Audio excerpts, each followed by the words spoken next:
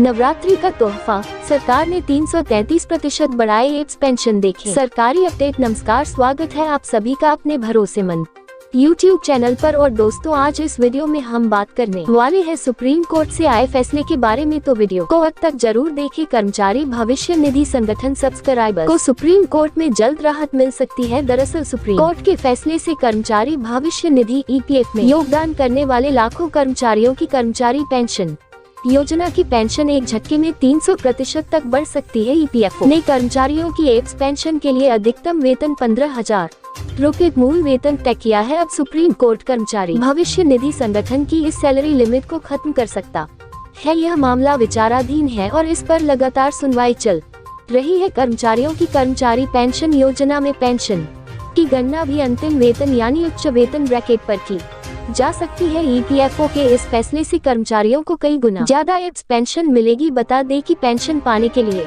EPF में 10 साल तक योगदान करना जरूरी है। वहीं 20 साल की सेवा पूरी करने पर 2 साल का वेटेज मिलता है। आपकी एम्प्लॉय पेंशन स्कीम पेंशन कैसे बढ़ेगी, यहाँ समझे। कर्मचारी भविष्य निधि संगठन की मौजूदा व्यवस्था के मुताबिक अगर कोई कर्मचारी 1 जून 2015 से नौकरी कर रहा है और 14 साल की सेवा पूरी करने के बाद पेंशन लेना चाहता है, तो उसकी कर्मचारी पेंशन योजना में पेंशन की गणना 15,000 रुपए ही की जाएगी, भले ही वह किसी एप्स कर्मचारी के साथ काम कर रहा हो। वेतन 20,000 रुपए बेसिक सैलरी ब्रैकेट में हो या 30,000 रुपए पुराने फॉर्मूले के मुताबिक कर्मचारी को 14 साल पूरे होने पर 2 जून 2030 से करीब 3,000 रुपए पेंशन मिलेगी। पेंशन की गणना का सूत्र है सेवा इतिहास बाय 150070। लेकिन अगर सुप्रीम कोर्ट कर्मचारियों के पक्ष में फैसला करता है तो उसी कर्मचारी की पेंशन बढ़ जाएगी। एम्प्लॉय पेंशन स्कीम में बढ़ोतरी का उदाहरण एप्स पेंशन इंक्रीज। मान लीजिए कर्मचारी भविष्य निधि संगठन सब्सक्राइबर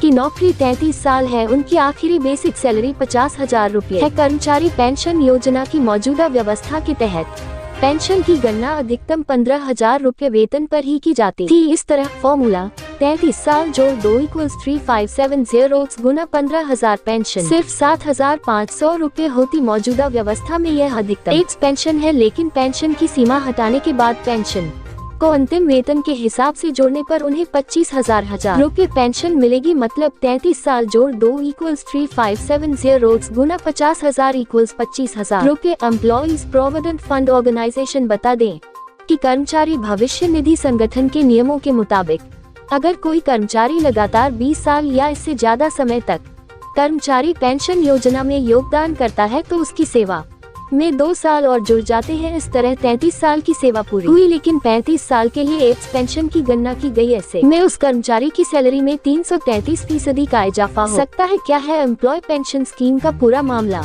एप्स पेंशन हाइक 2023 कर्मचारी पेंशन योजना संशोधन 2014 को केंद्र सरकार द्वारा 1 सितंबर 2014 से एक अधिसूचना जारी कर लागू किया गया था। इसका निजी क्षेत्र के कर्मचारियों ने विरोध किया था और वर्ष 2018 में केरल उच्च न्यायालय में इसकी सुनवाई हुई थी। ये सभी कर्मचारी एप्स EPF और विविध प्रावधान अधिनियम 1952 की सुविधाओं से आच्छादित कर्मचारियों ने कर्मचारी भविष्य निधि संगठन के नियमों का विरोध करते हुए कहा कि यह उन्हें कम पेंशन सुनिश्चित करता है। एम्प्लॉइज प्रोविडेंट फंड ऑर्गेनाइजेशन क्योंकि वेतन भले ही 15,000 से ज्यादा हो, लेकिन एप्स पेंशन की गणना अधिकतम 15,000 रुपए वेतन पर तय की गई है। हालांकि केंद्र सरकार द्वारा 1 सितंबर 2014 को किए गए संशोधन से पहले ये राशि 6,500 रुपए थी। कर्मचारी पेंशन योजना के नियमों को अनुचित मानते हुए केरल उच्च न्यायालय ने कर्मचारियों की रिट स्वीकार करते हुए फैसला सुनाया था। इस पर EPFO ने सुप्रीम कोर्ट में एक SLP दाखिल की, जिसे सुप्रीम कोर्ट ने खारिज कर दिया। अब इस मामले की फिर से सुनवाई हो रही है। कर्मचारी भविष्य निधि संगठन कर्मचारियों को जल्द खुशखबरी मिल सकती है।